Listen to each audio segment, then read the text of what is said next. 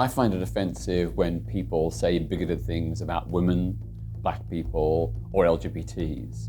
Offensive is generally not a word that I use to identify problems with things. So when I think of something that's offensive, I think of a bad smell. When I look at somebody in blackface, I go, that's racist. There might be things that will personally annoy me. For instance, when people are peddling false information, and we've obviously seen a lot of that recently, both the coronavirus and the American election. So that perhaps could wind me up a little bit, but I try not to take offence. Defining offence is a slightly tricky issue because it's something which you can be offended by the very small things. A lot of people get, for example, offended by punctuation errors. But on the other hand, you can get offended by the use of very violent language, the use of brutality and so forth. So it's a very wide concept. But I think the basic notion of what offence is involves when someone causes harm to your sense of self, to the values you believe in.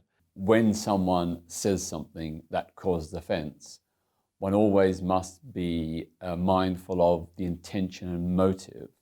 So people may say something quite innocently without intending to cause offence, and in that case I don't think it should be held against them. An important issue around the relationship between language and offence culture is this paradox that language has. On the one hand, language is just words, sticks and stones might break my bones. It's not actual physical violence, coercion or anything. But on the other hand, language is absolutely central to the way that society is organised. Language does have an incredible power. You can say sticks and stones may break my bones, but words will never hurt me. Well, tell that to the kids who, during the desegregation of education in the United States, had to walk a gauntlet of racists in the South hurling the N-word at them, right? You tell me sticks and stones may break my bones, but words will never hurt me, because those words were also connected to systems of violence. So you've got the mental health toll, you've got the connection between certain forms of language and certain systems of violence. And then the third thing is that dehumanizing language creates the room for dehumanizing policies.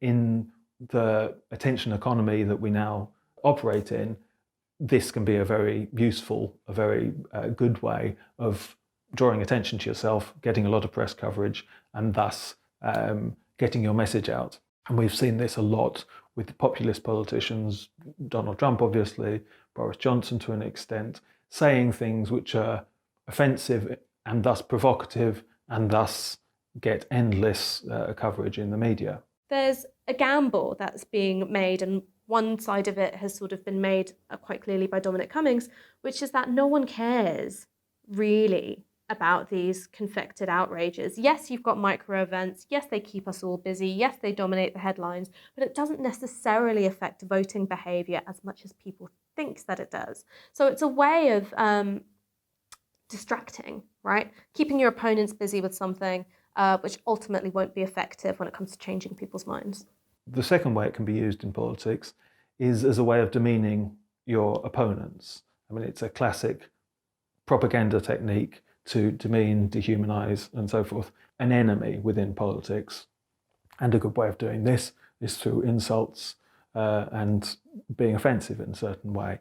Once we acknowledge that, as well as speaking as individuals, we are often speaking on behalf of or to a collective, then it means that we can be a little bit more honest about what's driving some of this dismissive language. And it helps us explain sometimes why there's so much heat and hostility and an urge to completely delegitimize your opponent and grind them into the dust. It's because what's at stake is so much more than a conversation. And the third way is that the concept of offence culture can itself be exploited as a divisive technique in politics. We see this particularly around notions of political correctness, around notions of social justice, where to one side it's important to mind what sort of language you're saying because that is an indicator of a certain political viewpoint. On the other side, it's a violation of free speech and so forth. So when you've got things like, oh, you're just a millennial snowflake. You've never worked hard a day in your life. Your generation doesn't know they're born. It's an expression, an outgrowth of a material, a cultural, and a political divide, which in this country is pretty much unprecedented.